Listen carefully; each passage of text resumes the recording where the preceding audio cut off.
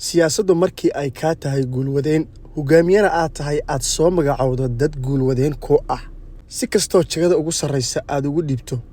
jagadii aad u idmatay oo ahayd xilka markaas aad u dhibtay haddaba hadalkayga waxa uu ku socdaa wasiirka arrimaha dibadda ee lagu magacaabo Axmed Macalin Fiqi sababtuna waxa ay tahay guulwadeyntii ayaa inta ka badatay waxa uu lumiyay xilkii wasiirka arrimaha dibadda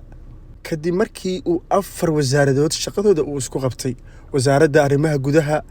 wasaaradda warfaafinta wasaaradda maaliyadda iyo wasaaradda gaashaandhigga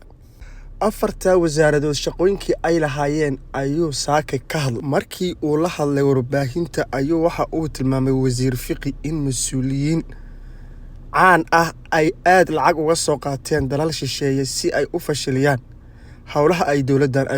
ay wado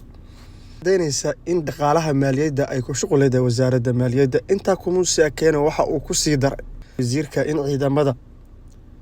xoogga dalka Soomaaliyeed ay ka soo baxeen furmaha dagaalka ay uga jireen dhinacaas iyo mudug waxaana uu sheegay wasiirka in ay arintaasi ay tahay mid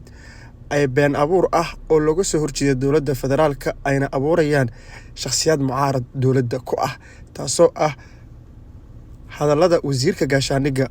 TikTok aan ka sugaynay waxa uu ku sii daray in dadka warkaasi faafinayaan in ay ciidamada ay liidayaan ay bahdilayaan iyadoo hadallada noocaas aan uga baranay wasiir TikTok